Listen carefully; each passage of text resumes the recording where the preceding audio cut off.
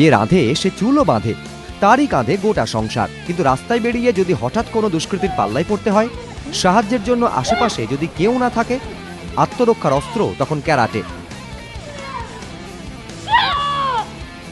এই অস্ত্রকে নিয়ে পথে নামতে চাইছেন এবার অভিভাবকেরাও।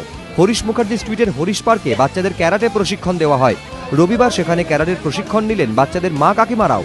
কেউ রোজকের গিন্নি, কেউ বা গৃহবধূ।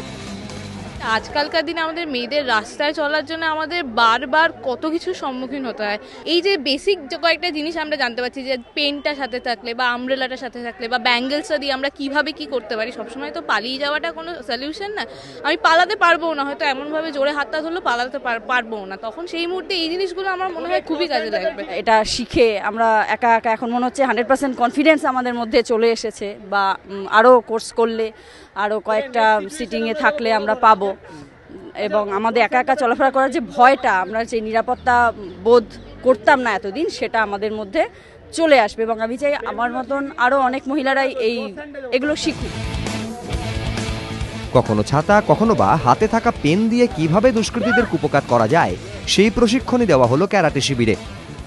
যে কোনো একজন মহিলা, তিনি হয়তো কোনো এক্সারসাইজের মধ্যে নেই, তিনি ক্যারাটে শেখেন না, কিন্তু পেন তো একটা থাকতেই পারে, হাতে একটা ছাতা থাকতেই পারে, হাতে একটা ব্যাঙ্গেলস তো থাকতেই পারে। এই তিনটে মেন রেখে আমরা সেলফ ডিফেন্সের ব্যাপারগুলোকে আমরা সাজিয়েছি।